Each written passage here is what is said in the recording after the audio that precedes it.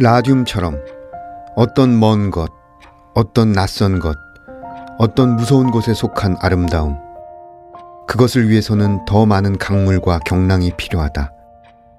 이곳은 수심이 깊어 위험하니 출입을 금합니다. 돌을 외투 주머니에 채우고 강물 속으로 걸어 들어간 버지니아 울프처럼, 말의 원석에서 떨어져 내리는 글자들처럼, 식탁 아래 떨어진 빵 부스러기를 끌고 가는 개미처럼, 부스러기만으로 배가 부르다고 했던 가난한 가나안 여자처럼, 허기 없는 영혼처럼, 불꽃 없는 빛처럼, 마담 퀴리가 처음으로 추출해낸 0.1g의 라듐처럼 희고 빛나는 것들, 그러나 검게 산화되기 쉬운 것들. 나이덕 시선집 그녀에게 중에서 라듐처럼을 읽어드렸습니다. 시선집 서문에는 중국 여자들이 쓰던 비밀 문자 누슈에 관한 풀이가 있는데요. 문자가 남성의 전유물이던 시절, 점, 쉼표, 직선, 곡선 등의 문양으로 여자들의 내밀한 감정과 생각을 전하던 함축적 언어라고 합니다. 이제 누슈는 사라졌지만 시인은 동성인 여자에게만 통하는 어떤 감성의 언어들을 선별했습니다. 시인은 가깝고 흔하고 그저 그런 것이 아닌 멀고 낯설고 무서운 아름다움을 위해서는 더 많은 강물과 경랑이 필요하다고 말합니다. 깊이 침잠하기 위해 돌을 채우고 자아를 송두리째 내던진 버지니아 울프처럼, 3년 반의 우여곡절과 고군분투의 실험 끝에 추출에 성공한 마담 퀴리의 0.1g의 라듐처럼 말이지요.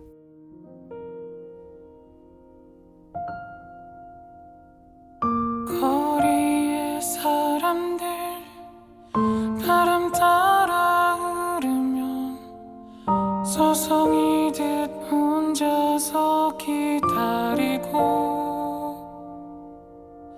날 부르는 기억에 흔들리는 땅콩이 사람들 사라졌네. 난 속에 퍼져서 울 것 같아서 한참 눈 감고 잊혀져가는 모든 것 당연한 건가요?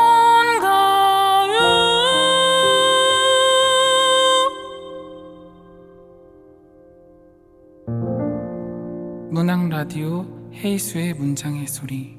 안녕하세요. 저는 진행을 맡은 소설가 헤이수입니다.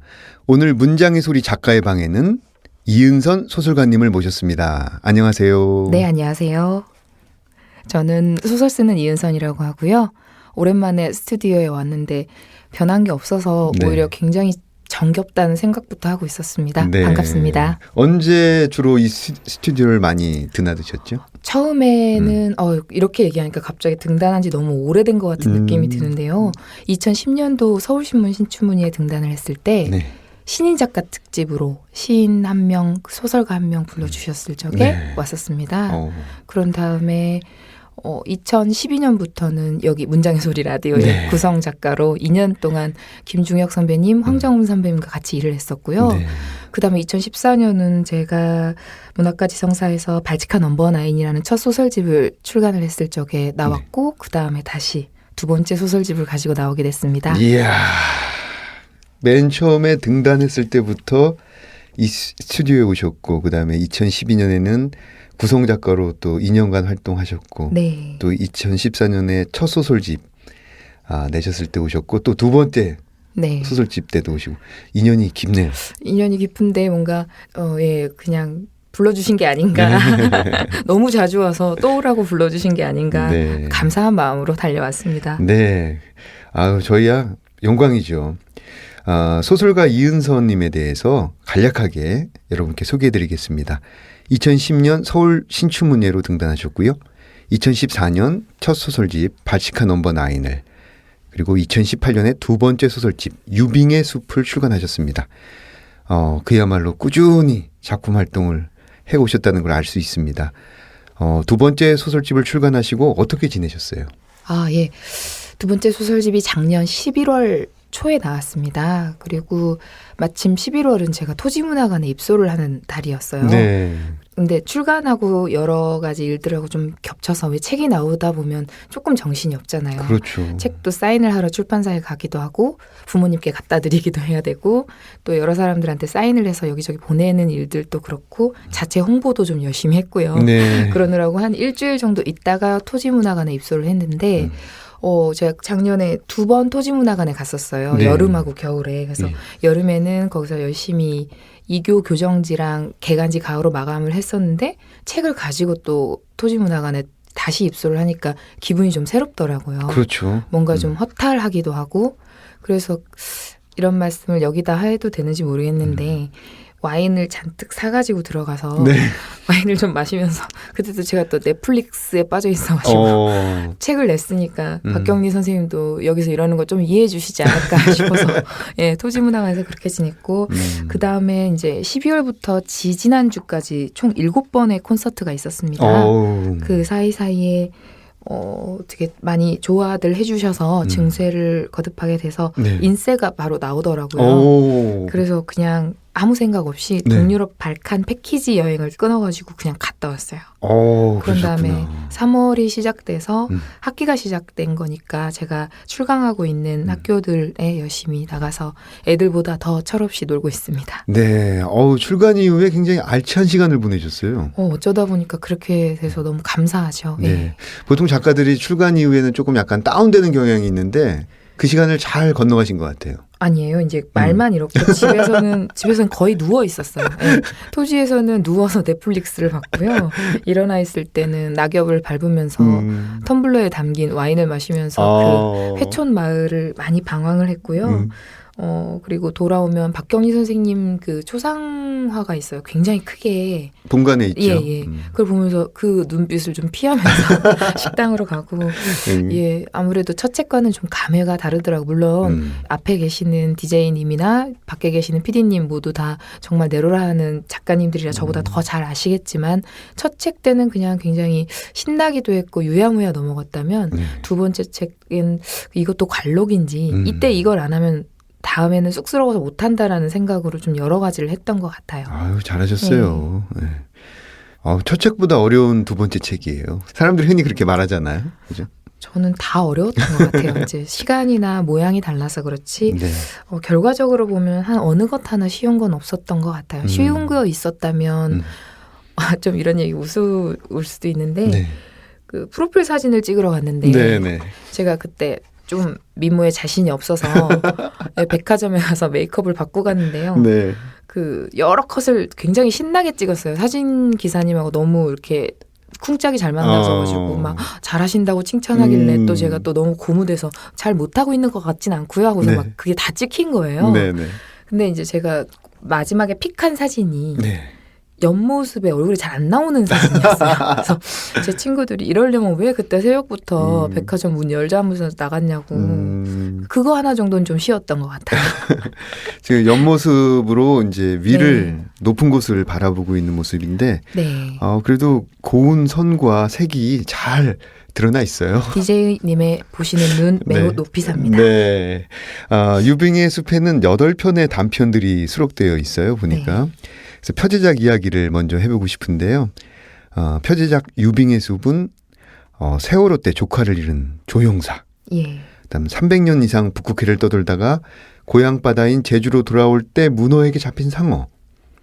그리고 할아버지의 병을 대물림 받은 유진의 이야기가 정교하고 환상적으로 뒤섞여 있습니다. 무엇보다 세월호와 제주 4.3 같은 아픈 역사가 소설에 녹아 있어서 굉장히 눈길이 많이 갔는데요. 이 유빙의 숲이라는 단편을 쓰게 될 계기랄지 그다음에 또 전하고 싶었던 메시지가 분명히 있었을 것 같아요. 그렇죠. 아무래도 제가 2014년에 안양예술고등학교에 처음 출강을 나갔습니다. 그때 제 나이가 20대였나? 아니구나. 30대 초반이었는데요. 어느 날 마감을 막 하고 잠을 제대로 못 자고 그냥 막 준비해갖고 학교에 갔는데 학교가 굉장히 난리가 났더라고요.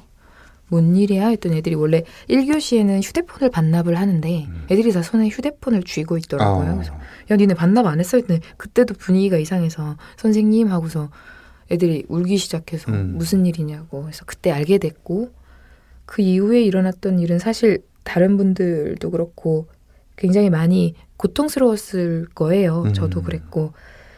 근데 그 안산 단원고 옆에 있는 학교다 보니까 아무래도 좀 관련된 사람들이 좀 많았어요. 학교에. 예, 그리고 제가 할 수 있는 건 아이들이 장례식장에 갈 때 응원해 주는 거 그리고 네. 두둔해 주는 것 어떤 문서에 체크를 해야 되는 일이 있다면 체크하지 않고 덮어주는 것. 근데 그것은 비단 저만 한 것이 아니라 그때 같은 반에 있던 모두가 다 한마음으로. 왜냐하면 그때 지금은 좀 이런 이야기가 먼데요. 세월호가 터지고 나서 며칠 있지 않다가 공문이 내려왔어요. 네. 전 교직원 상복으로 추정이 되는 옷 그리고 신발, 가방, 파란색, 검은색, 회색 옷 입지 말 것이 공문이 교육부에서 내려왔어요. 아, 그런 일이 있었군요. 노란 리본 달지 말 것. 근데 사실 정장 스타일은 다 그거밖에 없는데 아니어도 입을 텐데 그때 어떤 화가 너무 많이 나서 노란 리본으로 가방을 다 이렇게 뚫어놓고 네. 검은 옷을 입고 가다 교문에서 제지당하기도 하고 이렇게 근데 무시하고 막 그래 자르려면 잘려라 이런 마음으로 그때 어떻게 좀 화가 좀 많이 나 있었던 것 같아요. 그러고 나서 제가 약속된 소설 마감을 해야 됐던 것들 중에 소설 제주라는 책이 있었습니다. 그래서 네.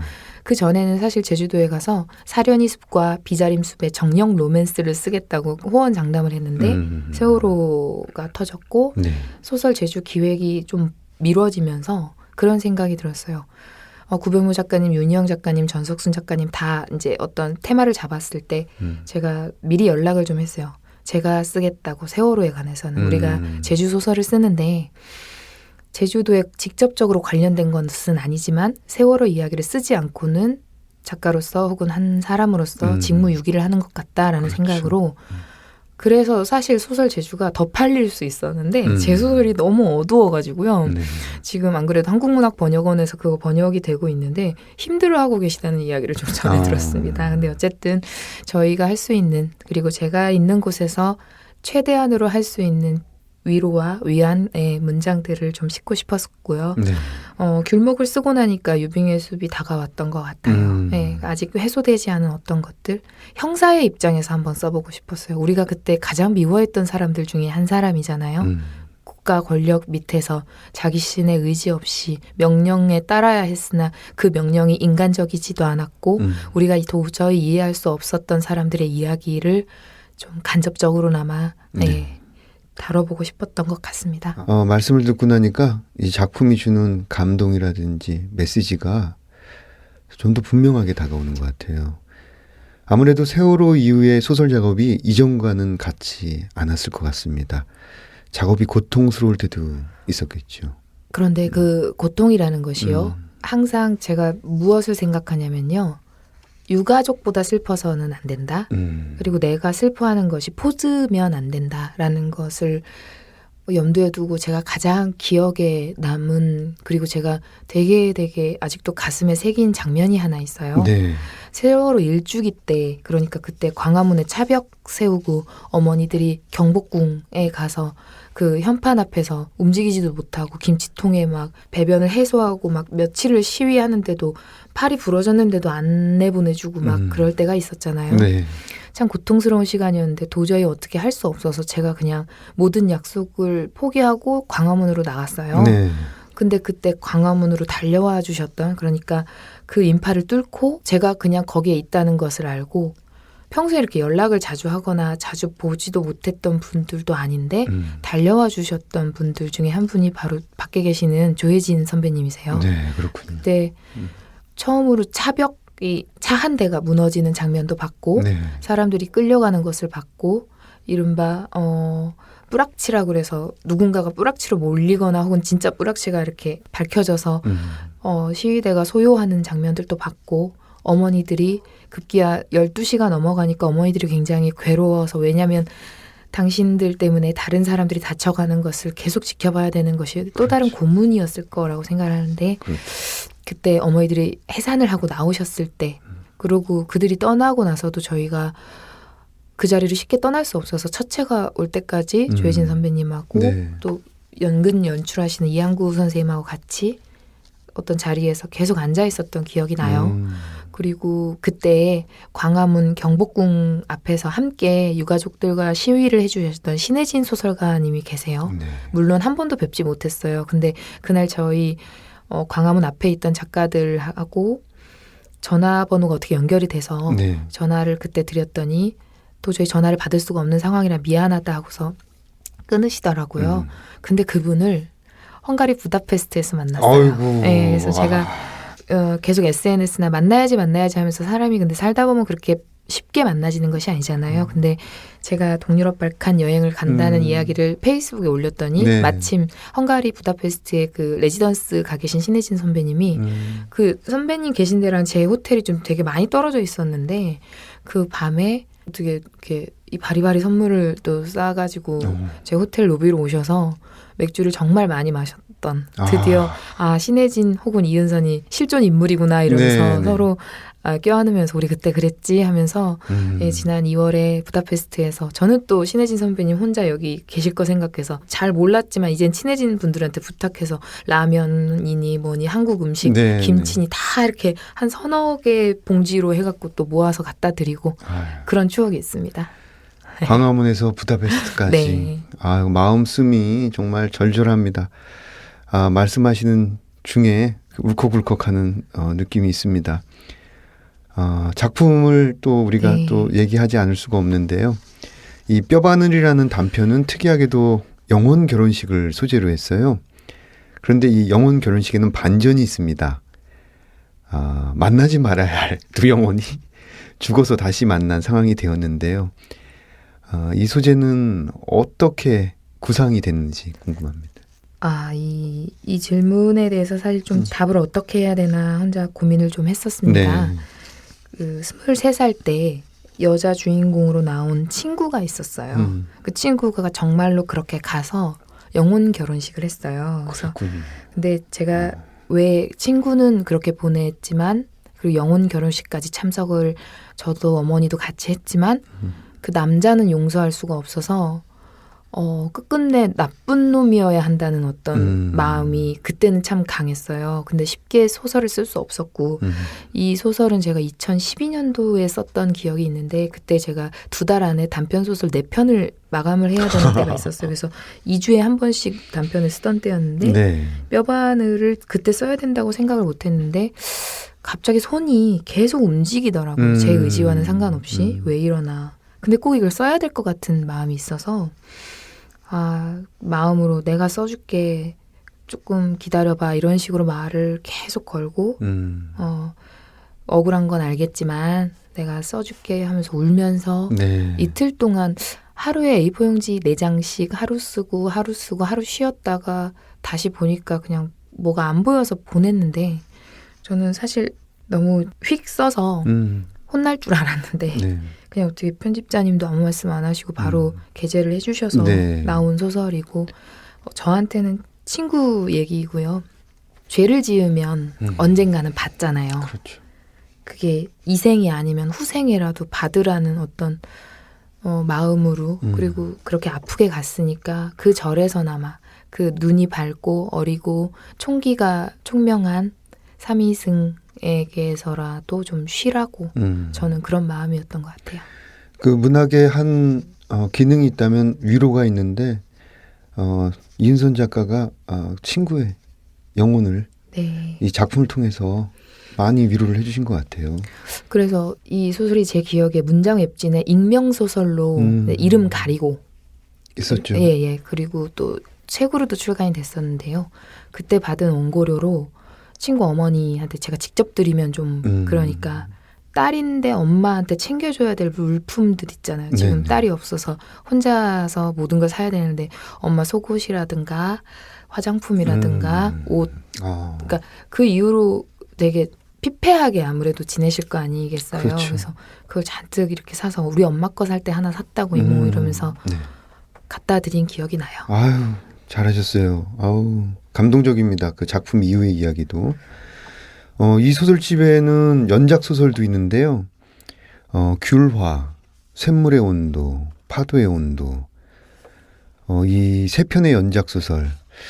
조선 시대 어느 시기쯤으로 이제 추정이 되는데 배경도 그렇고 내용도 그렇고 이야기 자체가 굉장히 방대합니다. 그래서 자료 조사도 많이 했을 듯해요.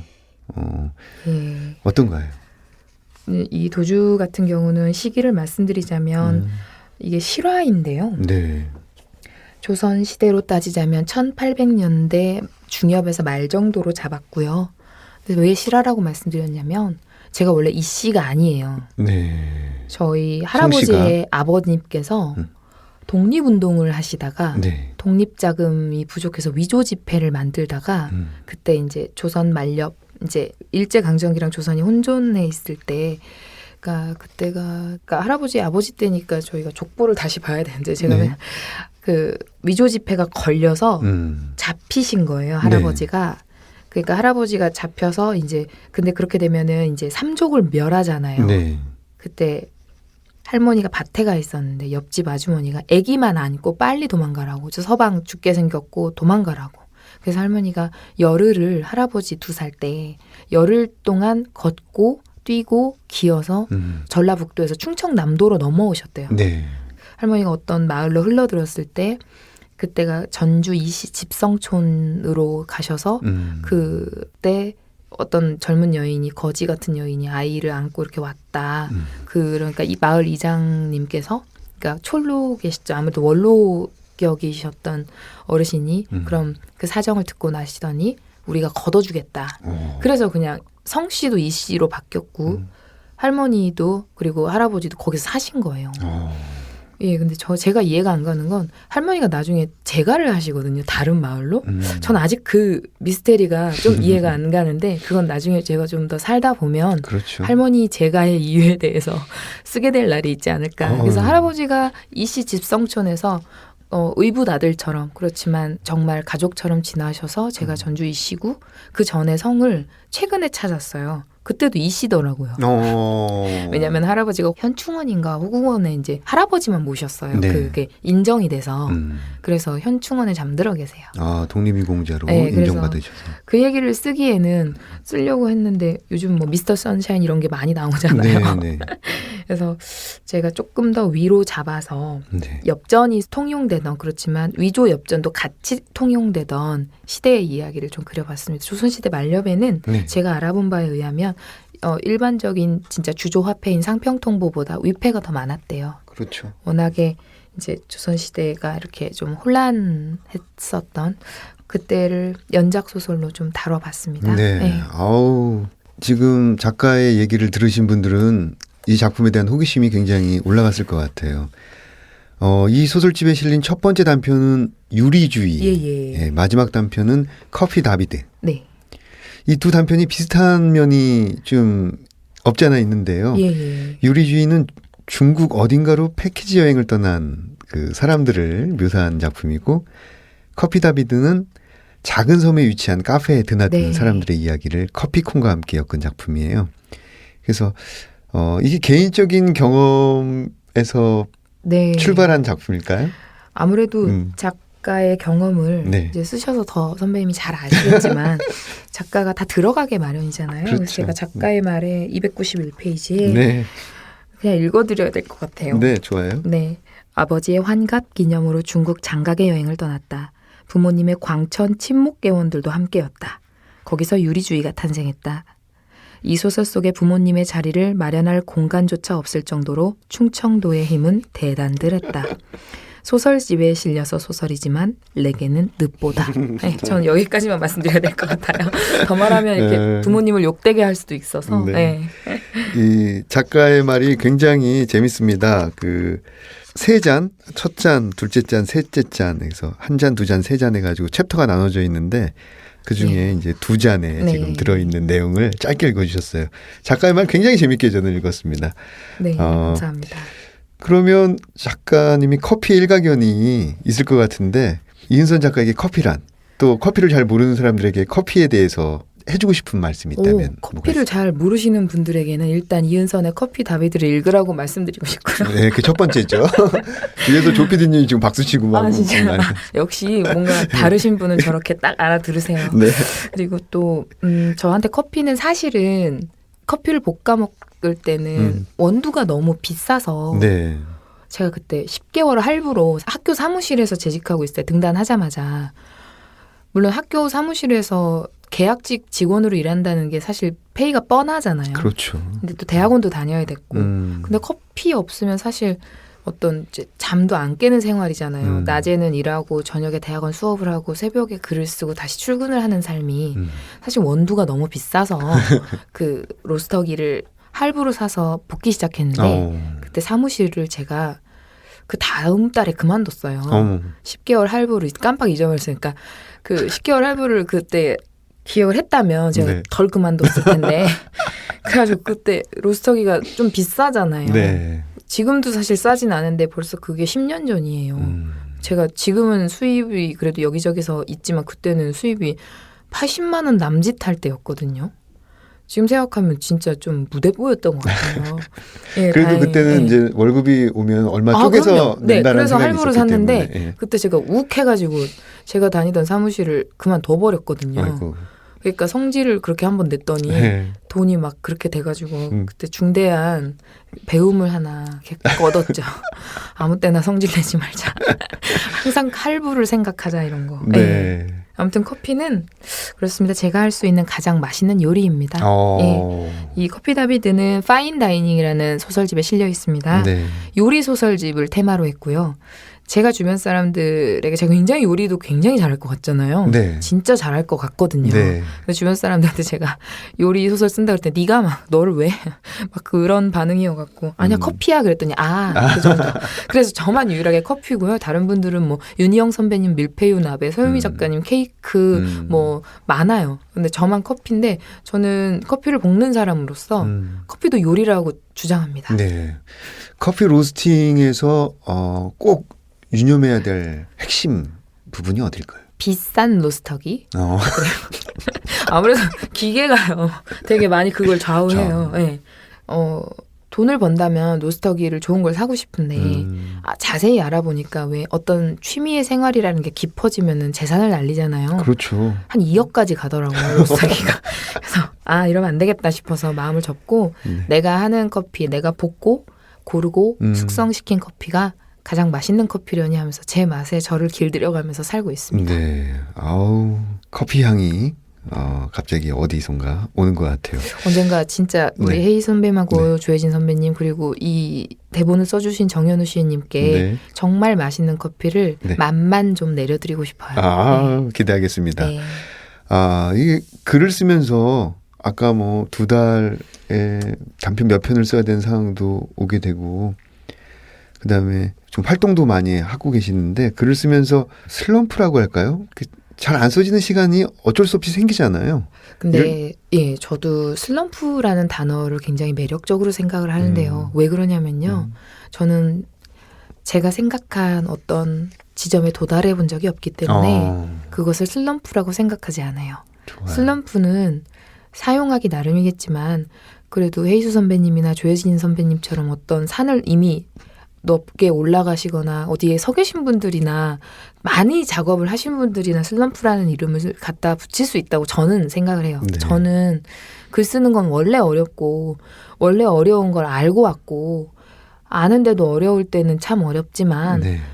어려운 일을 하면서 어렵다고 말하는 것처럼 미련한 일이 없다고 저는 늘 생각을 하기 때문에 네. 그냥 슬럼프 같은 건 생각하지 않아요. 원래 청탁은 원래 없는 거고 네. 없다면 만들어내는 거고 만들다가 좋은 글이 생기면 뭐 그 글 나름대로의 운이나 복에 따라서 세상에 나가는 거고 또 저는 그래도 운이 굉장히 좋은 편이어서 제때 이렇게 묶을 수 있다는 걸 감사히 여기고 또 다른 걸 쓰고 다른 걸 구상을 하고 있는 지금을 늘 감사하게 생각을 해요. 네. 예, 그냥 살아있는 요즘이 좀 좋고 슬럼프는 죽은 다음에 왔으면 좋겠어요. 네. 슬럼프는 죽은 다음에 왔으면 좋겠다. 지금 이 방송을 듣는 분들 많은 분들이 이제 뭐 등단을 준비하신다거나 혹은 작가 활동을 하시다가 조금 힘든 시간을 겪고 계신 분들한테 이은선 작가님의 지금 의견이 굉장히 큰 도움이 될 것 같아요. 다행이에요. 아, 네. 우문현답 감사합니다. 예. 그렇게 말씀하시면 밖에 계신 정현우 시인님이 우실 수도 있어요. 아니에요. 자, 그러면은 앞으로의 계획도 여쭙지 않을 수가 없는데요. 27살에 등단을 했어요. 네. 17살 때부터 문예반에서 시를 쓰기 시작해서 말 그대로 100일장 퀴즈였어요. 참 아이러니컬하게도 제가 고등학교 여고 문예반 시절에 100일장과 어떤 문학상 본선에서 만났던 안양예고 친구들을 지금 다 같은 학교에서 근무하고 있어요. 그렇죠. 심지어 부장님으로 모시고 있기도 하고요. 그리고 제가 절친한 전석순 작가 같은 경우는 제가 한신 청소년 문학상 출신인데 그때 얼마 전에 사진이 한 장 왔어요. 너 홍성여고 이미선이었어? 너 고등학교 때 시 썼어? 그래서 다른 사람이 그렇게 물어봤다면 제가 굉장히 칭찬을 했겠지만 저를 어떻게 아세요? 근데 10년 가까이 옆에서 호영호제하고 있는 문우가 그걸 뜬금없이 물어봐서 욕부터 나갔거든요. 그러니까 말을 했는데 욕이 써지더라고요. 그래서 왜 그걸 이제 알았어부터 시작해서 했는데 어떤 사진을 하나 보내는데 한신 청소년 문학상 본선 진출자 명단에 저는 시 바로 소설이 이렇게 칸 옆에 제 같은 라인에 강원 춘천구 전석순이 있더라고요. 그래서 인연들이다 이 생각을 하고 있어요. 17살부터 그렇게 쓰고 대학교를 문창과를 갔고 조기 졸업을 한 다음에 또 문창대학원을 갔고 우즈베키스탄에 가서 한국어를 가르치다 돌아와서 등단을 하고 다시 책을 쓰고 문창과에서 강의를 하는 삶이 어떻게 보면은 지금은 참 감사한데 한편으로는 이거밖에 할 줄 모르는 바보가 됐구나라는 생각을 할 때도 있었습니다. 인생의 축이 너무 한쪽으로 기울어져 있는 것은 아닌가, 내가 너무 편협한 시선으로 보고 있는 것은 아닌가 늘 그런 생각을 하고 그렇기 때문에 더 뭐든지 배우려고 노력을 했던 것 같은데 질문이 뭐였죠? 앞으로의 계획. 네. 네. 그래서 근데 또 제가 앞으로의 계획을 말하려다 보면 이제 지난 시간이 필요하니까요. 이해해 주셔서 감사합니다. 네. 제가 지금 수업을 8시간을 하고 와서 네. 좀 정신이 하나도 없는데 괜찮아요. 아마 좀 배고파서 제가 횡설수설하는 것 같아요. 끝나고 맛있는 거 먹으러 가요. 예, 기운을 내겠습니다. 네. 근데 지금 하고 있는 거는 초설집을 2권을 내고 나니까요. 제가 원했던 게 과연 이거였나라는 생각을 어줌짝게 하게 됐어요. 그렇죠. 누가 들으면 배부른 소리다. 맞을 수도 있겠지만 또 저는 저라서 내가 과연 내가 마음에 드는 글을 썼나, 그리고 이렇게 사는 게 과연 맞았을까, 조금 더 좋은 글을 쓸 수 없고 조금 더 유연하게 그 시간을 버틸 수 없었을까 이 생각을 하면서 솔직히 좀 많은 생각이 들더라고요. 그렇죠. 20대에서 30대가 됐고 30대 중반에서 이제 37이니까 후반으로 넘어가는 때잖아요. 더 이상 어리지도 않고 이제 어떻게 해야 되나라는 생각이 드니까 좀 소설과는 좀 다른 작업을 하고 싶어서 지금 에세이 연재를 준비 중이고, 그리고 또 소설은 호흡처럼 쓰는 거잖아요. 소설가들은. 그래서 장편을 같이 쓰고 있어요. 그래서 앞에도 말씀드렸다시피 커피 관련해서 요즘 제가 홍차 클래스 수업을 듣고 있거든요. 네. 그래서 콩 볶는 소설가의 룰루난나 다방마실이라고 그거를 이제 커피 로스팅하고 책하고 사는 얘기랑 홍차랑 해가지고 좀 해보려고 네. 준비를 2주일 전부터 했는데 네. 이제 쓰기만 하면 다 준비가 돼서 이제 쓰기만 하면 되는데 자꾸 이렇게 마감하던 때의 버릇이 막 몸에 배어갖고요. 잘 안 돼요. 내일까지 빨리 달라고 하면 제가 할 텐데 네. 이게 스스로 정한 에세이다 보니까 잘 안 하게 돼요. 어디서 연재가 들어와야 되지 않을까요? 일단 준비를 해놓으면 사실 이런 거는 이렇게 연재는 되게 쉽게, 이게 소설 연재가 아니라 그런 연재는 사실 에세이 연재? 예, 지면의 문제는 아니잖아요. 그래서 열심히 써서 책 한 권 분량을 만들어 놓고, 사실 저의 인생의 모토가요. 네. 사랑하고 좋아하는 사람들이랑 여행 다니면서 전국에서 커피 내리기거든요. 예, 물론 아빠 엄마 병실에서도 그 드립 커피 기구 잔뜩 가지고 가서 보호자들이랑 엄청 맨날 장바닥처럼 나눠 마시기도 하고 그러는데요. 네. 예, 저는 그렇게 살고 있습니다. 네. 사랑하는 사람과 전국 여행을 하며 커피 내리기. 네. 멋있는 프로젝트 같아요. 네, 그래서 콩 볶는 소설가의 룰루랄라 다방마실 많이 사랑해 주세요. 네. 네, 그럼 이쯤에서 다음 코너로 넘어가 보겠습니다. 이번 코너는 내가 가장 사랑하는 문장들. 이은선 작가의 목소리로 들어보겠습니다. 유빙의 숲에 있는 귤목이라는 단편소설 98페이지부터 105페이지까지 제가 그냥 발췌독을 한번 해드리겠습니다. 내가 본 것이 맞는다면 내가 알아본 것도 맞을 것이었다. 춥지도 않은데 몸이 떨려왔다. 울다만 얼굴을 들킬 염려 따윈 더 이상 하지 않아도 된다는 것이 그렇게나 마음 편할 수 없었다. 여전한 파도 소리가 이곳을 상기시켜 주었다. 한없이 늙어버린 처형의 얼굴을 제대로 바라보는 일도 편치 않았다. 일꾼들 주려고 내온 새참에서 막걸리 한 대접을 얻어 마셨다. 건강 탓에 오랫동안 끊고 지내던 술이었다. 할아버지, 어디선가 손자들이 나를 부르는 소리가 들렸다. 못된 짓 하다 걸린 사람처럼 놀라 술잔을 내려놓았다. 그러다 한 잔, 또 한 잔. 얼마 마시지도 않았는데 온몸에 취기가 돌았다. 가만히 나무를 바라보다 적당한 가지 위에 액자들을 올려놓았다. 봐라 이놈들아. 실컷 보거라 내 새끼들아. 저것이 제주 바당이다. 아버지 하고 부르는 쪽을 돌아보니 아들 녀석이 서 있는 것 같았다.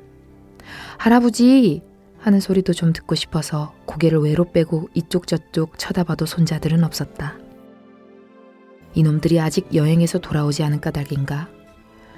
유학은 여행을 마치고 갔을까? 어디까지 와시니 용머리 해안까지 와수다. 어디까지 와시니 마라도 와수다. 어디까지 와시니 약천사 와수다. 어디까지 와시니 외돌개 와수다. 어디까지 와시니 사려니 숲에 와수다. 어디까지 와시니 절물 휴양민 와수다. 어디까지 와시니 허부동산 와수다. 어디까지 와시니 미천굴까지 와수다. 어디까지 와시니 성산 일출봉 와수다. 이젠 어디로 갈 거고? 엄마, 집에는 언제 와시니? 아빠, 아가 어디까지 와시니? 못 찾겠다 꾀꼬리. 할아버지. 옛날 기억을 더듬어 입에서 나오는 대로 애들 여행을 시켜주고 나니 꽃봉우리가 돋아있던 나무에 열매가 가득 매달렸다. 열매들을 하나하나 손으로 쓰다듬어 주려고 자리에서 일어나자 어느새 노랗게 익어가는 중이었다. 손에 닿으면 열매가 사라지기라도 할까봐 몇 번이고 망설이다가 그만 나무 둥치를 부여잡았다. 큰 줄기에 가만히 놓여있던 액자 하나가 툭 떨어져 내렸다. 둘째 녀석이었나? 아닌가 첫째였나? 나는 나무에서 노랗게 익은 귤 하나를 손에 쥔 채 그것이 손 안에서 짓이겨지도록 힘을 준 줄도 모르고 떨어진 액자 쪽으로 한 걸음에 다가왔다. 어릿어릿하게 눈물이 차오른 까닭에 액자에 있는 얼굴을 제대로 바라볼 수가 없었다. 내가 누구냐? 대체 누구냐? 어디로 가는 게냐? 내 소리 들어 점시냐? 이 하르방 보염시냐? 서른애기 어디까진 와시니? 못 찾겠다 꾀꼬리 꾀꼬리 꾀꼬리. 못 찾겠다 꾀꼬리 꾀꼬리 꾀꼬리. 어디도 보낼 수가 없어서 도저히 찾지를 못한 까닭에 노래를 끝마치고도 나는 한참 동안 액자를 안고 나무 밑에 서 있었다. 이 꽃봉우리들이 열매를 맺어 진짜 노란 귤을 매달 때까지라도 나는 이곳에서 우리 손자들을 기다릴 참이었다. 액자 위로 쉴 새 없이 바닷바람이 내려앉았다. 바람을 가르고 내지른 숨빗 소리가 내 속에서 비어져 나왔다. 찾았다. 안녕 할아버지. 내 몸 깊은 곳에 서 있던 귤나무들이 일제히 우두둑 우두둑 부러지는 소리가 들려왔다. 저는 오늘 지금 앞에서 이 낭송을 듣는데 정말 이 DJ로서 굉장히 독특한 특별한 경험이라고 생각합니다. 읽어주신 부분에 대해서 좀 설명을 해주시죠. 이 코스가 그들이 가지 못한 수학여행 코스입니다. 네. 예, 그래서 할아버지가 아버지나 어머니나 할머니가 아닌 할아버지를 왜 골랐냐면요. 그때 세월호 사건 때문에 한참 온 국민이 슬퍼하고 있을 때 사진 한 장이 있었어요. 네. 아버지 혹은 할아버지로 보이는 어떤 분이 그 차가운 바닷가에서 뱃머리가 있는 쪽을 향해서 종이배 하나를 띄우면서 허리까지 물이 잠기는데도 주저하지 않으시고 주저앉아서 아이를 부르고 계시더라고요. 그 마음이 아마 모두의 마음이었을 텐데 할아버지들은 가족들이 슬퍼할 때요. 늘 뒤로 물러나 계세요. 네. 엄마, 아빠, 할머니가 아니어서. 저는 그래서 할아버지에 더 눈이 가더라고요. 네. 되게 슬플 텐데 가장이자 가장의 아버지로서 자신의 슬픔을 내보이지 못한 어떤 슬픔이 더 곡진하게 쌓여있지 않을까 네. 싶은 심정이었고요. 예. 지금 5월 달이잖아요. 얼마 전에 4월 달이었는데 4월 달에 이 소설로 콘서트를 2번을 했어요. 왜냐하면 아무래도 시기가 시기인 만큼. 그렇죠. 근데 제가 이게 저의 안위나 명예가 아니라 글로써 누군가를 위로하고 싶었던 어떤 마음이어서 모두들 같이 읽어주셨던 거라고 생각을 해요. 네. 이 방송을 들으시는 분들 혹은 책을 접하거나 접하지 못하셨던 분들도 길목의 이 대목만큼은 함께 따라서 마음으로나마 아직 죽은 자들이 가야 할 곳으로 가지 못하는 사람들이 혹시 곁에서 듣고 있다면 우리가 불러주는 대로 여행을 같이 갔으면 하는 바람으로 이 글을 써봤습니다. 네, 감사합니다. 낭송해 주신 것은 글자가 아니라 마음이었습니다. 이번 코너는 사운드 앤 스토리 시간인데요. 작가님이 가져오신 소리를 들려드리고 있습니다. 오늘 저희를 위해서 어떤 소리를 들고 오셨는지 함께 들어보겠습니다. 안녕하세요. 저는 안양예술고등학교 문창과에 재학 중인 김다은, 소예진입니다. 저희는 지금 이은선 선생님께 소설 창작을 배우고 있습니다. 저희가 지금 학교에서 녹음을 하고 있어서 조금 시끄러울 수 있으니 양해 부탁드립니다. 저는 선생님이랑 있는 시간이 지나면 지날수록 글이나 문학을 공부처럼 배우고 정확한 정의를 알고 그런 거에서 점점 더 멀어지는 것 같아요. 소설을 쓴다는 게 정말 그냥 쓰는 거잖아요. 내가 쓰고 싶은 소설, 내가 써야 한다고 생각하는 소설, 그러니까 진짜 내 소설을 선생님 덕에 자연스럽게 찾은 것 같아요. 저는 사람들이 대부분 잊고 있었던 무언가를 다시 끄집어내서 아 맞다 하는 소설을 쓰고 싶거든요. 그게 문학의 묘미라고 생각하는데 세상에 많은 것들이 있고 우린 그 중에서 알고 있는 게 꽤 있기도 하지만 대부분은 잊고 있잖아요. 물론 모두가 기억될 수는 없겠지만 제가 쓸 수 있는 한은 전력으로 우리가 잊고 있었던 무언가를 꺼내서 글을 쓰고 싶습니다. 저희는 수업 시간에 단편소설을 읽거나 주로 시제를 정해놓고 글을 쓰는 연습을 많이 해요. 가끔 좀 벅찰 때도 있는데 내가 혼자 상상했던 이야기나 하고 싶었던 말들을 글로 옮기면서 위숙하게나마 앞으로 어떻게 자라야 할지를 배워가는 것 같아요. 앞으로도 글을 천천히 써나가면서 선생님처럼 꾸준히 소설을 쓰는 작가가 되고 싶습니다. 저희도 꼭 작가가 돼서 문장의 소리에 출연하고 싶어요. 감사합니다. 이 여고생들의 그 문학에 대한 다짐, 태도, 굉장히 인상적입니다. 설명을 좀 부탁드리죠. 인상적으로 들어주셔서 감사한데 제 귀에는 왜 출연시켜달라는 마지막 문장이 녹음해오라고 그랬더니 이걸 해왔네요. 일단 오늘 이 소리를 가져오라는 미션을 받았을 때 음악도 있고 물론 커피가 갈아지는 소리도 있었을 것이고 좋아하는 맥주가 따라지는 소리도 있을 텐데요. 저는 그 소리 대신에 이 소설 2번째 소설집은 철저하게 제가 그 세월호 이후에 이런 세월호 고등학생들과 같은 나이에 학생들을 가르치면서 쓴 소설입니다. 그리고 사실은 저도 17살 때부터 앞서 말씀드렸다시피 문예반 혹은 백일장 퀴즈 생활을 했고요. 제 나이를 반으로 접으면 이 친구들 나이가 돼요. 네. 저는 이 친구들의 생만큼 쓰고 읽고 살았더라고요. 앞으로 이 친구들도 시작을 했으니 이제 이 길로 들어서게 된 건데 그렇게 되면 또 배운 게 또 이 도둑질이라고 이 문학의 범주 안에서 평생을 머물게 되잖아요. 마음이라도. 우리가 다른 일을 하더라도. 그때 10년 후에 20년 후에 이 방송을 들었을 때 예진이와 다은이가 우리가 그때 이런 꿈을 꿨었지 선생님과 같이 하고 행복해했으면 좋겠다라는 심정으로 이 목소리를 같이 출연을 하고 싶었습니다. 네. 네, 근데 이렇게 욕망을 드러낼 줄 몰랐지만 네, 저는 그마저도 참 사랑스럽습니다. 네, 약속된 시간이 훌쩍 지날 만큼 약속된 시간을 훌쩍 넘길 만큼 아주 흡인력 있는 인터뷰였는데요. 오늘의 그 소감과 청취자분들께 짧은 인사해 주시죠.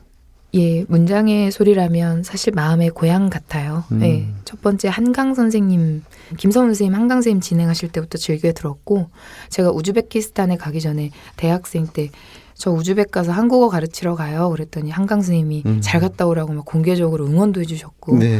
여기서 해준 퀴즈 대회가 있었어요. 2등 해갖고 PSP 받고 그랬거든요.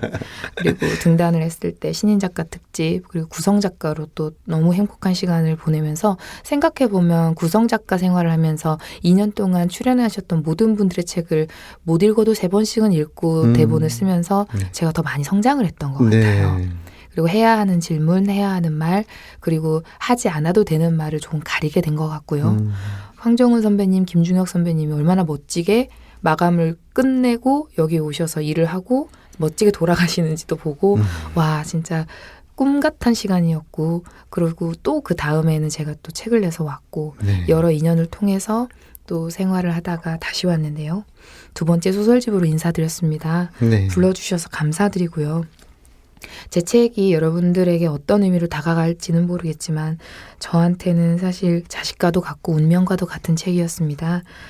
제가 친구들한테 책 읽기 힘들면 프로필 사진이라도 봐라 이러면 친구들이 프로필 사진 보고 욕을 하더라고요. 근데 여러분들은 소설을 재밌게 그리고 의미 있게 함께, 그리고 부탁드리고 싶은 건 해마다 4월이면 우리 곁을 안타깝게 떠나간 이들을 함께 그리워해 주셨으면 좋겠다. 왜냐하면 벌써 잊고 지내더라고요. 저 역시도. 그래서 소설집에 의미 있게 넣은 건데요. 그렇다고 맨날 생각해달라는 게 아니라 그래도 어느 때 그들의 안타까운 죽음을 일상생활에서 지나가더라도 한 번쯤은 더 기려주자는 취지로 지내왔고요. 그리고 앞서 말씀드렸다시피 저의 에세이 연재도 많이 기대해 주시고요. 장편도 이제 곧 나온다고 말한 지 1년이 지났는데 아직 다 못 썼어요. 얼른 써가지고 다시 책으로 인사 올리도록 하겠습니다. 여러분 있는 자리에서 곁에 계시는 분들과 건강하고 행복하시길 바라겠습니다. 이은선이었습니다. 네, 이은선 작가의 2번째 소설집 유빙의 숲. 청취자 여러분의 많은 관심을 부탁드립니다. 저는 2부 책들의 방에서 뵙겠습니다.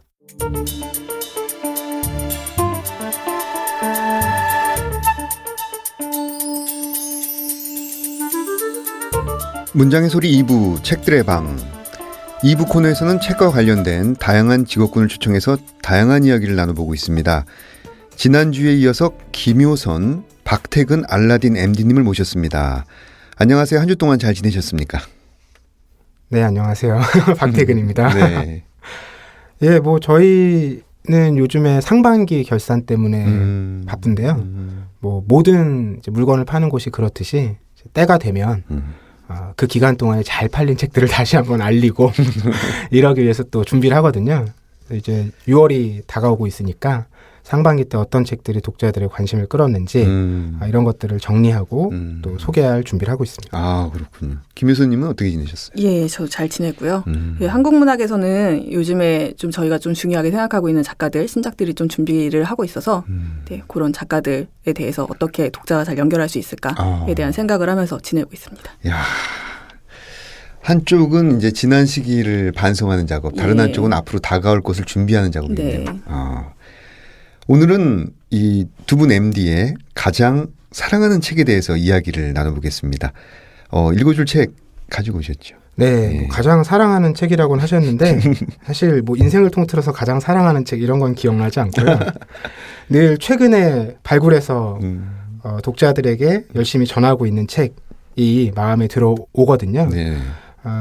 메리 파이퍼라는 미국의 심리치료사입니다. 제목은 나는 심리치료사입니다. 네. 라는 책인데요. 모서리가 엄청나게 접혀 있어요. 처음부터까지 거의 다 접혀 있어요. 네. 그럼 박태근님의 목소리로 낭독을 들어보겠습니다. 우리 심리치료사들은 그다지 특별하지 않은 사람들입니다. 하지만 우리는 매우 오래된 아름다운 생각과 연결되어 있습니다. 태초 이래 인간은 항상 샤먼, 민간 치료사, 부족의 치유자를 필요로 해왔습니다. 인간은 서로에게 자기 안의 악마를 퇴치하게 도와달라고 간청했습니다. 태초부터 인간은 늘 같은 질문들을 던져왔습니다. 나는 안전한가? 나는 중요한가? 나는 죄를 용서받았는가? 나는 사랑받고 있는가? 물론 우리 분야에서도 많은 실수가 있었고 어떤 실수들은 처참했습니다. 그렇지만 타인의 관점 이해하기, 인간의 고통 완화하기, 사람들 사이의 관계 강화하기 등 우리는 고결한 목표를 가지고 있습니다. 우리는 온갖 소란과 영광이 함께하는 우주의 복잡성을 존중하려 최선을 다합니다. 이 책을 쓰면서 저는 심리치료사로 일하는 것이 제게 있어서 단순히 생계를 유지하는 수단을 넘어서 저 자신의 삶을 일구어 나가는 것 그 자체라는 사실을 깨달았습니다. 간단히 말해서 심리 상담은 다른 사람에게 관심을 기울이는 하나의 방식, 가장 순수한 형태의 사랑이죠. 네. 알라딘에서 인문사회 역사 과학 분야를 담당하고 계시는 박태근님. 이 책에 대해서 조금 더 말씀을 해주시죠. 어떻게 다 이 책을 선택하게 되셨고 또 이 부분이 특히 마음에 들어오신 이유. 네, 저희가 지난 시간에 하루에 뭐 20-30분 정도 출판사 미팅을 한다고 말씀드렸잖아요. 늘 그렇게 사람을 대하는 일을 하고 있거든요. 그리고 그 상대는 늘 저희에게 무언가 설명하거나 자신의 상황을 전달하거나 그렇죠. 자기가 해야 되는 일들을 전해주기 위해서 노력을 하시죠. 저는 그런 과정 속에서 우리 역시 사람이 사람을 어떻게 대해야 하는지 이런 태도에 대해서 늘 고민하는 직업이라고 생각을 하거든요. 네. 그런 맥락에서 이 심리치료사의 얘기가 굉장히 와닿았고요. 이 책은 아마 제가 올해를 지나고 났을 때 올해 제가 선택해서 독자들에게 알려서 잘된 책으로 기억되지 않을까 싶어요. 왜냐하면 다른 서점에서는 지금 크게 주목하지 않는데 알라딘에서만 주목해서 열심히 홍보를 하고 있거든요. 예. 네. 나는 심리치료사입니다. 네. 한번 청취자분들도 주목해 주셨으면 좋겠습니다. 김효선님은 어떤 책을 가져오셨나요? 예, 저는 2017년에 이주란 작가가 낸 소설집 모두 다른 아버지라는 책을 가져왔습니다. 그 책을 이렇게 오늘 들고 오시게 된 계기라고 해야 되나요? 네, 그 말씀드린 것처럼 MD라는 일은 계속 책이 지나가는 일이어서 그러니까 좋았던 책이어도 타이밍이 지나가게 되면은 프로모션을 더 할 수 없는 부분들이 좀 있어요. 네. 그래서 사실은 좀 제가 잘했던 책보다, 그러니까 저희가 생각하기에 내가 이 책한테는 잘해줬다, 좋은 관계를 맺었다라고 생각하는 책보다 아쉬운 책이 더 마음에 많이 남아서 네, 아쉬운 책이어서 들고 왔습니다. 야, 좋습니다. 그럼 김효선님의 목소리로 낭독을 들어보겠습니다. 엄마가 아버지를 마지막으로 본 것은 경찰서에서였다. 지치지도 않고 조사에 응하던 아버지에게 엄마는 설렁탕을 한 그릇 배달시켜 주었는데 깍두기를 깜빡한 배달원을 다시 돌려보내 가져오게 한 것이다. 배추김치랑 먹어요, 엄마가 말했더니 아버지는 겁을 주듯 엄마를 노려보았다고 한다. 아버지가 다 식은 설렁탕에 깍두기를 넣고 너무나 맛있게 먹어서 엄마는 황당했다. 보지 않은 그 모습이 생생해서 언니와 나는 괜히 부끄러웠다. 어쩐 일인지 그날 아버지가 경찰서에 잡혀 들어간 것은 나 때문이었다. 엄마와 아버지가 헤어진 것 또한 나 때문이다. 엄마는 내 덕분이라고 말했는데 그래도 가끔은 나를 원망하지는 않을까 생각한다. 나는 체조 선수와 건배를 하고 술을 마셨다. 여기 소주 2병 더 주세요. 술잔이 자꾸 채워지고 술잔을 자꾸 비우고. 아버지 생각을 하다 보니 나 때문에 일어난 일들이 왜 이렇게 많지? 하는 생각이 들었다. 결과가 전부 엉망인 것 같은데. 내가 잘못한 건 없는 것 같은데 이상하게. 왜지? 내 잘못인가? 네, 이주란 작가의 모두 다른 아버지. 굉장히 재밌습니다. 읽어주신 부분에 대해서 좀 더 얘기를 해주시죠. 네, 이 소설 같은 경우에는 그 아버지가 아프게 되면서, 그러니까 이 공동의 아버지를 가지고 있는 어머니가 각각 다른 형제들이, 그러니까 세 가정의 형제들이 만나게 되는데 이 세 가정의 형제들을 각각 기억하고 있는 자기 아버지의 모습이 달라요. 그래서 나한테는 나를 때린 아빠인데 네. 누구한테는 깍두기를 잘 담아줬던 아빠고, 뭐 이런 식으로 각각이 기억하는 아버지가 다른 부분들이 있어서 그러니까 이런 부분들을 서로 말을 맞춰보면서 왜 아버지는 그때 나한테 왜 그랬을까? 네, 우리는 왜 이렇게 다른 사람들이 되었을까? 이런 것들에 대해서 생각을 하는 소설이고요. 네, 이 소설에서 제가 좀 좋았던 부분은 그 낭독한 부분처럼 그 굉장히 좀 상황은 어떻게 보면은 슬픈 부분들이 있는데 말투 같은 게 정말 우리 친구들이 하는 말 같고, 네, 그 약간의 유머러스함 이런 것들이 좀 마음에 와닿는 부분들이 있어요. 그래서 이런 부분들을 읽어보시면 다른 독자분들도 좋아하시지 않을까 생각을 하고 있습니다. 네. 이주란 작가 굉장히 행복할 것 같아요. 모두 다른 아버지. 네. 흥미롭게 저도 들었습니다. 온라인 서점의 MD로 일하시는 하루 일과가 좀 궁금한데요. 뭐 출근 시간이 어떠신지, 뭐 근무 시간이 독서 시간과 직결되는지 뭐 이런 것들이 좀 궁금하거든요. 박태근님. 뭐 출퇴근 시간은 일반 회사와 똑같고요. 9시 출근 6시 퇴근이고요. 물론 이제 실제로 지켜지느냐는 다른 문제겠지만 근무 시간 중에 책을 여유롭게 펼쳐볼 시간은 사실 거의 없고요. 그렇군요. 네, 저희가 하루에 MD들이 해결하는 혹은 처리하는 메일이요 100통이 넘고요. 네, 전화도 뭐 수십 통이고요. 또 직접 만나는 사람들도 1, 20명에 이르기 때문에 그런 것들을 굉장히 빠르게 처리해야 됩니다. 그래서 메일 같은 경우는 저희는 거의 분 단위로 확인하고 회신을 하거든요. 네. 그러니까 옆에 책이 많지만 그걸 여유롭게 하나 꺼내서 내가 읽고 싶은 페이지를 열어볼 여유가 사실은 거의 없습니다. 그럼 휴가 같은 경우에 책을 손에 잡고 싶지 않을 것 같아요. 저 같은 경우에는 오히려 휴가를 가서 읽고 싶은 책을 보는 네, 그런 게 더 좋은 기억으로 남아 있고요. 그러니까 아무래도 본인 분야 책들은 업무 때문에 보게 되는 경우가 있으니까 예, 분야 이외의 책들 휴가 때 즐겨보게 되는 것 같습니다. 그 온라인 서점의 MD가 되고 싶어하는 청취자들에게 좀 조언을 해주신다면 어떤 것이 있을까요? 예를 들어서 뭐 필요한 자질이라든지 뭐 준비해야 할 것이라든지. 박태근님. 근데 이 도서 MD라는 직군이 이제 하나의 직업으로 설명될 수 있을 정도의 이제 시간과 수를 확보하고 있느냐 이게 조금 의문이긴 해요. 왜냐하면 도서 MD가 뭐 한국에 몇십 명 남짓이고 이 일이 생긴 지가 불과 뭐 15년 정도밖에 안 됐으니까요. 이후에 어떻게 달라질지 또 모르겠는데 어쨌든 뭐 혹여나 도서 MD가 되고자 하는 분들이 계시다면 지금 아마 책을 좋아하실 거라고 예상되거든요. 그렇게 계속 책을 좋아하시는 자세와 네, 습관을 갖고 계시면 저는 뭐 기본적인 준비는 충분하지 않은가 이런 생각을 합니다. 네. 지난 시간에 말씀하신 것처럼 그러니까 박태근 MD나 저나 10년째 그만두지 않고 있기 때문에 네, 알라딘에는 티오가 나지 않아요. 그 부분 좀 죄송하게 생각하고 있고요. 네. 요즘에 제가 생각하고 있는 거는 기분이 태도가 된다? 이런 이야기 있잖아요. 그러니까 그런 부분이니까 저는 그런 태도의 문제가 MD로서 일을 하는 데 있어서 굉장히 좀 중요한 요소라고 생각을 하는데 그러니까 박태근 MD가 말씀하신 것처럼 그러니까 분 단위로 전화가 오고 서로 연락을 하게 되는 사람들이 많아요.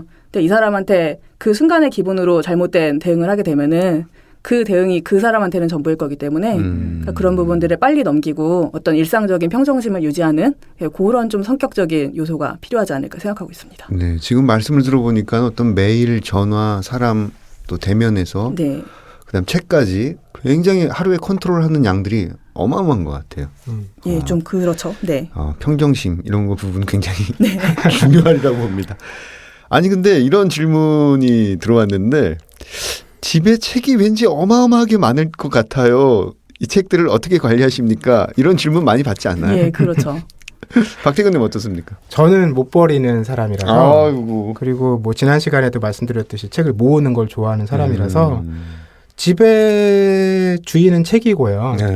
책이 없는 공간을 잘 살펴서 제가 잠도 자고 요리도 하고 이렇게 살고 있고요. 진짜 어떻게 해야 될지 모르겠습니다. 뭐 2단 슬라이딩 책장이 있다거나 그러진 않으세요? 그 2단을 설치하려면요. 일반 아파트에는 쉽지가 않은 게요. 책이 무게가 또 만만치 않잖아요. 그래서 만화책은 2단 슬라이딩이 가능한데 일반 주택에는 2단으로 하면 집이 무너집니다. 한 평당 책을 보통 100권 정도 지탱할 수 있거든요. 1000권이요? 20평 집에 살고 계시면 2만 권이 맥시멈입니다. 제가 지금 맥시멈에 와 있습니다. 이 질문 제대로 드린 것 같은데요. 네, 김혜선님은 어떠십니까? 네, 저도 집에 서재라는 게 사실 있어서 그러니까 서재방으로 따로 그 방을 그냥 책들이 쓰시고 저는 다른 공간에서 활동을 하고 있고요. 네, 그리고 저 같은 경우에는 책을 그래도 열심히 사기는 하는데 요즘에 이제 공간의 한계를 느껴서 요즘에 좀 전자책을 나와 있으면 좀 사고 있습니다. 그러시군요. 네. 또 이 질문은 굉장히 큰 질문인데 그래도 꼭 책을 다루시는 분들이니까 드리고 싶습니다. 이 시대 독자와 작가들에게 해주실 말씀이 있다면 박태근님. 예, 뭐 작가분들이 또 다 독자이실 테니까요. 예, 책을 열심히 사주세요. 예, 여러분들이 책을 사면 뭐 시장에 있는 책은 한 권이 줄겠지만 그게 결국 책을 늘리는 일이고 지키는 일이거든요. 그렇죠. 책은 읽는 게 아니라 사는 거잖아요. 산책 중에 읽는 거죠. 그렇죠.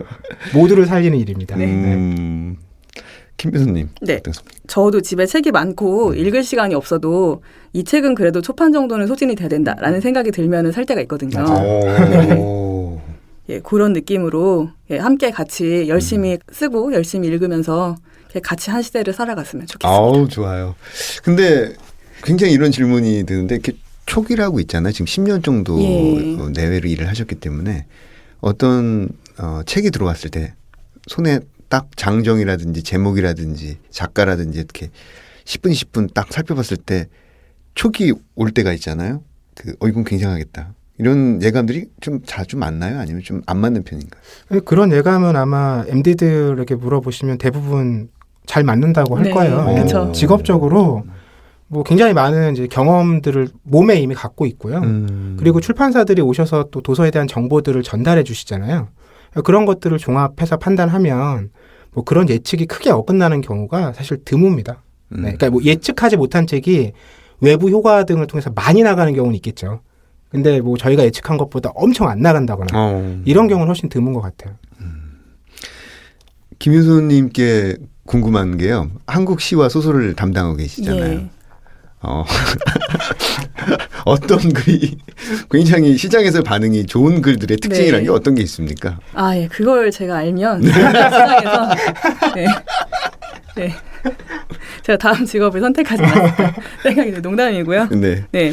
근데 이게 좀 어려운 것 같아요. 그러니까 지금 시대가 원하는 이야기들이 있는데, 그러니까 작가가 보통 글을 쓸 때는 글을 구상할 때는 그것보다 사실 1, 2년 전의 이야기잖아요. 그렇죠. 예. 근데 지금 독자가 원하는 이야기는 그 1, 2년 전에 작가가 생각했던 이야기가 이 타이밍하고 맞아야 되는 거여가지고 사실은 좀 어떤 부분은 운의 요소가 있지 않나라는 생각을 하고 있습니다. 그렇죠. 근데 실제로 어떤 작가들은 그러니까 1, 2년이 지난 후를 내다보고 쓴 작가들도 있긴 있어요. 예. 아, 그러시군요. 네. 네. 대단한 분들이죠. 네네네. 두 회에 걸쳐서 문장의 소리 책들의 방 코너에 참여해 주셨는데 어떠신지요? 예, 박태근님. 네, 뭐 MD라는 직업 자체가 특히 출판계에서는 수가 많지 않은 직업이라서 뭐 저희 직업이나 일에 대해서 얘기할 수 있는 기회가 많지는 않아요. 이런 자리를 통해서 뭐 짧게나마 저희가 어떤 고민들과 어떤 생각들로 일을 하는지 말씀 전해드릴 수 있어서 귀한 시간이었다고 생각합니다. 네, 감사합니다. 김 여사님. 네, 저도 비슷한 생각을 했는데요. 그러니까 질문하시는 내용들을 들으면서, 그러니까 제가 이 일을 하면서 어떤 생각들을 하고 일을 하고 있는지, 그러니까 이런 것들에 대해서 한 번 더 생각을 해볼 수가 있어서 저한테도 좀 좋은 계기가 되는 그런 방송이 아니었나 생각하고 있습니다. 네. 혹시 제가 질문을 드리지 못했는데 이 얘기는 좀 하고 가고 싶다 하는 부분이 있으면 자유 발언 시간을 좀 부탁드립니다. 저는 제가 책들을 많이 접하면서 이 책이 가지고 있는 힘에 비해서 너무 많은 대우를 받았다라는 느낌이 드는 책보다는 이 책은 굉장히 아쉽다. 더 많은 분들이 봤어야 됐는데 안타깝다는 생각이 드는 책들이 사실 더 많아요. 그렇죠. 근데 그 책들을 함께 봐주시는 분들이 문장 청취자분들이실 테니까 네, 같이 열심히 책을 읽으면서 네, 같이 잘 지내봤으면 좋겠다는 생각을 하고 있습니다. 네, 감사합니다. 두 회에 걸쳐서 함께 해주신 박태근 알라딘 MD님, 그다음에 김효선 알라딘 MD님 감사드리고요. 문장의 소리 이제 마칠 시간이네요. 이어서 첫 책을 낸 작가들의 소개가 있습니다. 여기까지 저는 헤이수였고요. 다음에 찾아뵙겠습니다. 감사합니다.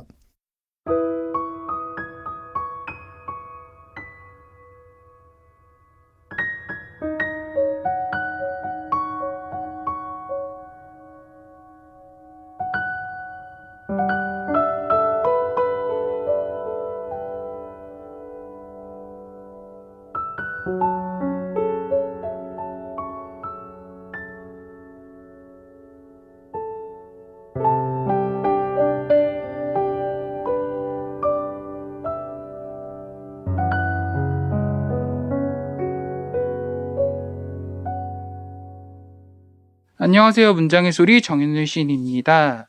오늘은 첫 시집 자칭 씨의 오지 인문기를 출간하신 조미희 시인님과 함께 하겠습니다. 안녕하세요. 네, 안녕하세요. 저는 이번에 첫 시집을 낸 자칭 씨의 오지 인문기 첫 시집을 낸 조미희라고 합니다. 2015년 피니스첩으로 등단했습니다. 첫 시집이 나왔는데 소감이 어떠신가요? 네. 퇴근하고 오니 제 시집이 문 앞에서 기다리고 있더군요. 느낌이라고 해야 하나? 그냥 백지 같은 색이었어요. 어디서들 알았는지 지인들이 축하 문자가 오고 어느 문자의 한 구절에서 갑자기 감정선이 무너져 그동안의 시간들이 파노라마처럼 스쳐 지나가더군요. 눈물이 눈가에 조금 흘렀고 또 울었던 기억이 났어요. 왜 어떤 것들을 울게 했나요? 그러니까 그동안의 어떤 시간들이라고 그럴까? 제가 시와 만났던 시간들, 또 시를 썼던 시간들, 그리고 그 시간들 속에 조금 어려웠던 일들, 뭐 이런 것들이 같이 겹쳐져서 조금 눈물이 났던 것 같아요. 제목은 어떻게 지어진 거예요? 제목은 참 주목 짓는데 제일 어려웠던 것 같아요. 어떻게 제 시집의 전반적인 작품의 구조가 구축되는 지점에 다 닿을 수 있을까? 제목이 주는 힘이 있잖아요. 그래서 작품들을 읽고 또 읽어가면서 찾아봤어요. 근데 이제 오지로의 인문이라는 시가 있거든요. 그게 그 시가 전반적인 맥을, 제 시집의 전반적인 맥을 짚어주는 시라고 생각했어요. 그래서 이 시의 끝문장에 보면은 오늘부터 자칭에서 타칭이 된다라는 문장이 있거든요. 스스로를 계속해서 증명해야만 하는 소외되어가는 사람들, 그러나 타칭이 되는 순간 또 누군가의, 그것은 아마도 이제 거대 자본이겠죠. 누군가의 폭력 속에 계려해야 하는 상황에 다시 또 던져지는 그런 소시민들의 이야기, 이게 자칭시의 오지인문기라는 제목으로 딱 맞는 것 같아서 정했습니다. 그러니까 스스로 자칭을 계속 증명해야 하잖아요. 그러면서도 또 타칭으로 가면은, 폭력을 당해야 하고. 그런 이야기들이에요, 이 시가. 시집의 키워드를 꼽자면 어떤 것들을 꼽을 수 있을까요? 키워드라고 하면 역시, 뭐, 거대 자본, 또, 큰 그림으로 보면 주택 문제. 제 시집에 집이라는 그 키워드가 가장 많이 나와요. 집이라는 게 저에게 또 많이 영감을 주었고, 그 모든 것들에게 계속적으로 이제 그 자본이죠. 집이라는 게 사실은 자본의 상징이 되잖아요. 지금 어떻게 보면은. 네. 그 상징 속에서 계속 고통당하고 노출되고 있는 그 소시민들. 그러니까 집, 거대 자본, 자칭시, 타칭시 뭐 이런 것들이 아마 저의 시의 전반적인 그림을 그릴 수 있는 키워드라고 볼 수 있습니다. 시를 안 쓸 때 주로 어떤 걸 하세요? 예, 주로 뭐 일을 하지만 시간이 나면 제가 영화를 보거나 책을 읽거나 아니면은 친한 시인들과 차도 마시고 사람들 만나는 걸 좀 좋아해서 만나서 수다 떨고 하는데 그중에서 제가 좀 가장 많이 비중을 두는 것이 영화 보는 거예요. 그리고 제가 특히 좋아하는 것은 SF 영화라고 할 수 있어요. 뭐 SF의 레전드라고 할 수 있는 2019년 브레이드 러너나 뭐 AI 뭐 이런 영화들 있잖아요. 그런 것들을 좀 즐겨서 봐요. 뭐 SF에서 주는 어떤 환상성, 상징성, 또 뭐 그런 것들이 굉장히 또 거기에 철학 이런 것들이 굉장히 보면은 심오하거든요. 네. 음악도 되게 좋아하는 걸로 알고 계시거든요. 네. 음악도 굉장히 좋아요. 아드님이 뮤지션 아닌가요? 네. 그렇긴 한데 여기서 아들 얘기하기엔 좀 그렇긴 하지만 네. 네, 아들이 뭐 개인보이라는 그런 이름으로 활동을 하고 있어요. 시집에서 가장 쓰기 힘들었던 작품이나 가장 애정이 가는 작품이 있다면 어떤 것들이 있어요? 네, 쓰기 힘들었던 작품이 사실은 오지로의 인문이에요. 그 지금 제목으로 나가 있는 제목을 정하고 계속 고쳤어요. 원래는 이제 좀 내달락으로 되어 있는 긴 시였어요. 근데 보니까 좀 어수선하고 제목으로 내놓기에도 조금 작품이 미흡한 점이 있는 것 같기도 하고 또 첫 시집인데 멋진 시를 좀 내세우고 싶잖아요. 근데 아무리 봐도 전체적인 중심으로 이시만한 게 없겠다 싶었어요. 그래서 원고를 넘겨야 하는데 맥이 잘 잡히지 않아가지고 고민하다가 과감하게 많은 거를 다 잘라냈어요. 그리고 골자만 가지고 다시 보니 좀 보이더라고요. 그리고 그래서 그런 것들을 다 치고 그냥 단락 없이 쭉 써내려갔죠. 그냥 좀 짤막하게 좀 친 거예요. 그래서 그걸로 이제 정했고, 그리고 애정이 가는 시는 오늘의 저를 읽게 한 12월과 그리운 무중력이라는 시인데요. 사실 12월이라는 시는 굉장히 좀 쉽게 쓰여졌어요. 신춘에 떨어지고 이제 슬픔에 차서 집 근처가 숨쉴 때 근처거든요. 지나가는데 크리스마스 트리가 참 제 마음하고 다르게 예쁘게 반짝거리더라고요. 네. 그걸 보고 옛날 어린 시절도 생각났고, 또 오늘의 내 처지가 아무것도 남아있지 않은 꼭 장사꾼 같다 그럴까? 예, 그래서 걸으면서 초고를 거의 순식간에 썼던 것 같아요. 예, 그리고 그리움 무중력은 사회의 간섭에서 좀 무중력을 좀 느껴보고 싶은 어떤 여자의 심정을 이야기했고, 나를 표현해본 작품이고, 그래서 애정이 갔고, 시의 구조랄까? 그런 게 좀 마음에 들었던 것 같아요. 좀 단단하고 구조가. 그래서 좋아했던 작품이에요. 본인에게 가장 소중하다고 생각하는 것 3가지를 말할 수 있을까요? 네. 역시나 뭐 가족, 시, 또 나와 함께 같은 길을 걸어가는 옆에 있는 동료 시인들, 이렇게 3가지로 정리할 수 있는데, 가족은 뭐 우리 모두의 가장 큰 에너지원이잖아요. 네. 그리고 시는 시라는 게 이렇게 말하면 다른 시인들이 뭐라고 할지 모르겠지만, 제가 살면서 가장 재미있는 놀이를 만난 기분이랄까? 정말 그랬어요. 뭐 원체 바쁘게 살다 보니 여가를 즐기거나 할 시간적 여유가 좀 없었어요. 네. 근데 시라는 거를 만나고 나서 그냥 어디를 찾아가지 않아도 앉은 자리이거나 선 자리거나 할 것 없이 어디서든 제 마음만 있으면 쓸 수 있었어요. 물론 뭐 그게 찾아오는 게 쉽지는 않지만, 그런 시적 영감이. 네. 그래도 돈을 제일 안 들이고도 끊임없이 도전하게 되는 것도 매력적이고요. 그리고 제발 이 놀이가 이제 어느 날 숙제가 되지 않기만을 바랄 뿐이죠. 그리고 3번째는 현재 함께 시를 쓰고 있는 동료 시인들은 저에게 많은 위안과 힘을 좀 주고 있어요. 네, 오늘 인터뷰 감사드리고요. 네, 마지막으로 조미희 시인의 그리운 무중력 들으면서 마치도록 하겠습니다. 그리운 무중력, 발렌티나 펠레시코바에게. 너는 우주에서 자유로운 여자, 공굴리기를 하는 서커스 단원처럼 임시 천막 같은 둥근 지구를 바라보며 커다란 막대 사탕의 무늬처럼 돈다. 그리운 무중력, 하이힐도 세탁기도 필요 없는 무중력.